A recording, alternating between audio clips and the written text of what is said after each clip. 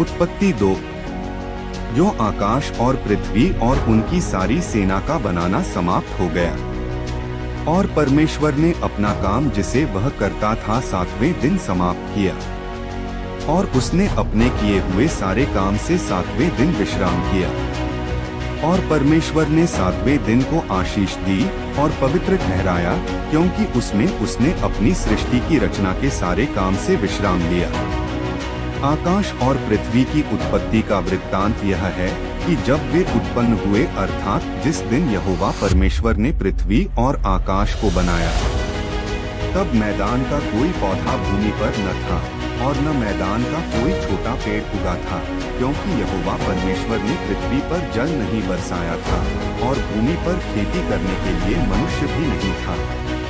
तो भी कोहरा पृथ्वी से उठता था, जिससे सारी भूमि सिंच जाती थी।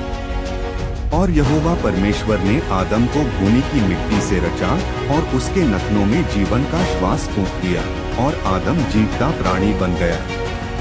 और यहोवा परमेश्वर ने पूर्व की ओर अदन देश में एक वाटिका लगाई और वहां आदम को, जिसे उसने रचा था, रख दिया।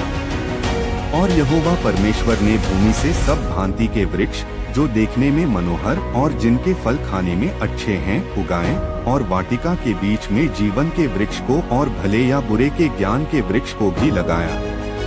और उस वाटिका को सींचने के लिए एक महानदी अदन से निकली और वहां से आगे बहकर 4 धारा में हो गई। पहली धारा का नाम पीशोन है। यह वही है जो हवीला नाम के सारे देश को, जहां सोना मिलता है, घेरे हुए है। उस देश का सोना चोखा होता है, वहां मोती और सुलेमानी पत्थर भी मिलते हैं।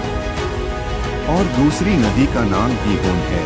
यह वही है जो कूश के सारे देश को घेरे हुए है।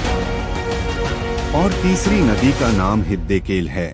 यह वही है जो अश्शूर के पूर्व की ओर बहती है। और चौथी नदी का नाम फरात है। तब यहोवा परमेश्वर ने आदम को लेकर अदन की वाटिका में रख दिया कि वह उसमें काम करे और उसकी रक्षा करे।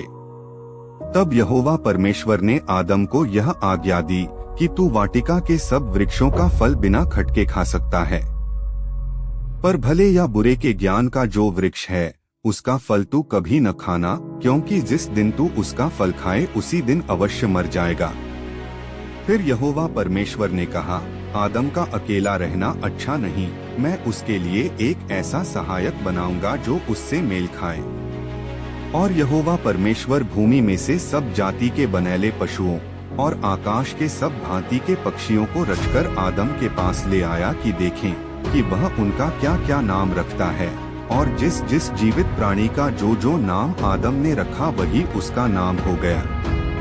सो आदम ने सब जाति के घरेलू पशुओं और आकाश के पक्षियों और सब जाति के बनैले पशुओं के नाम रखे, परंतु आदम के लिए कोई ऐसा सहायक न मिला जो उससे मेल खा सके।